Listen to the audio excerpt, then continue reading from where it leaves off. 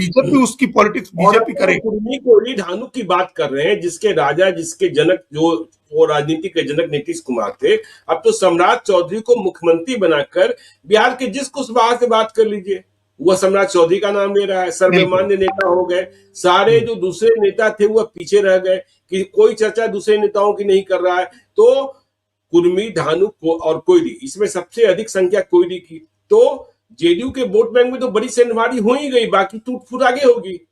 हाँ, और दूसरे बात, जो हम लोग जो अति पिछड़ी जातियां हैं या पिछड़ी जातियों में भी कोहरी, कुर्मी और यादव के साथ जो वैश्य की कुछ जातियां हैं, 2-3 जातियां जो पिछड़ी में हैं और ज्यादातर अति पिछड़े में है, उनका तो एक मुश्त वोट बीजेपी को जाता है। बिल्कुल। और हम लोग पहले आंकड़ों के आधार पर बता चुके हैं कि जब बीजेपी अकेले लड़ी थी और जेडीयू आरजेडी साथ में लड़े थे, तब भी अति पिछड़ों का 53% वोट बीजेपी को मिला था। ये सीएसडीएस का आंकड़ा है। और जब जेडीयू बीजेपी साथ लड़ते हैं तो अति पिछड़ों का 75 से 80% वोट मिलता है एनडीए को। तो इसका मतलब है कि अति पिछड़ा चाहे प्रधानमंत्री के नाम से हो या दूसरी किसी वजह से हो, वो बीजेपी के साथ जाता है। और उसमें वैश्य जो है, पिछड़े समाज में जो 3-4-5 जातियां हैं, यादव, कोयरी, कुर्मी और वैश्य की कुछ जातियां, उसमें यादव छोड़ दीजिए और कुर्मी छोड़ दीजिए तो बाकी तो ऑलरेडी बीजेपी के साथ ही हो गया। कुर्मी भी आएगा साथ में अगर नीतीश कुमार की राजनीति और कमजोर होगी तो पिछड़ी जातियों में यादव को छोड़ करके दूसरी तमाम पिछड़ी जातियां और पूरी अति पिछड़ी जातियों का की पहली पसंद भारतीय जनता पार्टी है। फॉरवर्ड की पहली पसंद भारतीय जनता पार्टी है।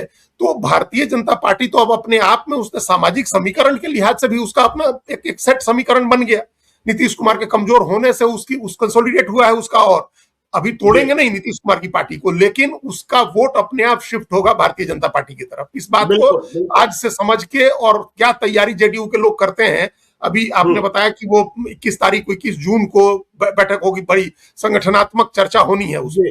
अब आप सोचिए, प्रधानमंत्री नहीं, माफ करिएगा, नीतीश कुमार 2025 की जनवरी में राष्ट्रीय अध्यक्ष बने थे जी, और 2026 के जून में आप उस पर मुहर लगवाने जा रहे हैं। बिल्कुल। तो ये तो संगठन की तैयारी है। इस तरह से तो संगठन काम करता है। तो इसका मतलब कि कोई संगठन कोई पूंजी नहीं है नीतीश कुमार की पार्टी की। जेडीयू की पूंजी सिर्फ नीतीश कुमार थे, नीतीश कुमार का चेहरा, नीतीश कुमार का चेहरा, बस नीतीश कुमार का चेहरा पूंजी थी। सारी पूंजी वही थी कि नीतीश कुमार है आपके पास। और वो इतनी बड़ी पूंजी थी कि आपको उसमें कुछ नहीं करना था। वो एक इतनी बड़ी एफडी थी, आप तोड़ करके खाते रहे 20 साल से नीतीश कुमार की उस पूंजी को, तो अब समाप्त हो गई।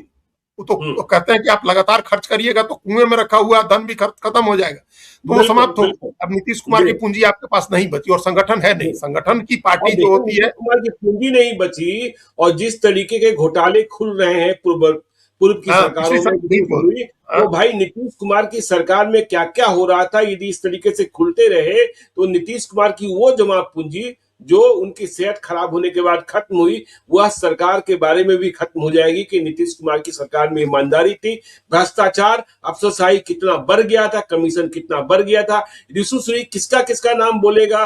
और जो अधिकारी, देखिए अब प्राथमिकी दर्ज करने का आदेश मांग लिया गया, तो वह जमा पूंजी भी देखिए उसमें भी बट्टा लगना तय है। दीजिए, बिल्कुल, ईमानदारी भी एक बड़ी पूंजी थी नीतीश कुमार की। सौम्य नेता, विनम्र नेता, सामाजिक समीकरण बनाने वाले नेता, मेहनत करने वाले नेता, परिवारवाद नहीं करने वाले नेता, ईमानदारी की राजनीति करने वाले नेता, सब तो चला जाएगा। परिवारवाद भी हो ही गया, बेटे आपकी राजनीति में आ ही गए, और सरकार के भ्रष्टाचार की पोल भी खुलने लगी, भ्रष्टाचार की बातें भी आने लगी, तो वो तो पूरी तरह से खत्म हो जाएगा। तो जेडीयू के लोग तो अपनी जगह तलाशेंगे ना कि कहां जाकर के अगली बार एमएलए एमपी होंगे। तो उसमें कुछ लोगों को जगह हो सकता है कि आरजेडी में भी मिल जाए, क्योंकि देखिए, जब बिहार में सत्ता परिवर्तन की बात हो रही थी और लोग चिल्ला रहे थे कि नीतीश को नहीं जाने देना है, लेकिन जेडीयू के कितने विधायकों ने कहा था कि नीतीश कुमार गद्दी न छोड़े, बीजेपी को सत्ता न सौंपे। विधायकों ने नहीं कहा था, बाकी लोग कह रहे थे, कार्यकर्ता कह रहे थे, आमजन कह रहे थे, लेकिन विधायक अपना स्कोर बना रहे थे कि बीजेपी की सरकार बननी ही है, तो जो बन रहा है उसकी नजरों में खराब क्यों हो। बिल्कुल, एक विधायक ने नहीं कहा था, एक सिंगल विधायक सड़क पर उतर के नहीं आया था कि नहीं छोड़ेंगे नीतीश कुमार, क्यों छोड़ रहे हैं, कोई नहीं आया था। छिटपुट इधर उधर बाद में सुनने को मिली बातें, लेकिन किसी ने एक कायदे से तो होना ही चाहिए। बोल रहे हैं, लेकिन क्या चेतन आनंद बोलते हैं? नहीं बोला, वो आनंद मोहन भी उस समय नहीं बोले, उस समय कोई नहीं बोला भाई। बोलना तो 3 मार्च को चाहिए था ना, 5 मार्च को चाहिए था, कोई नहीं बोला। हटा दिए, नीतीश कुमार का नॉमिनेशन हो गया, वो चले गए।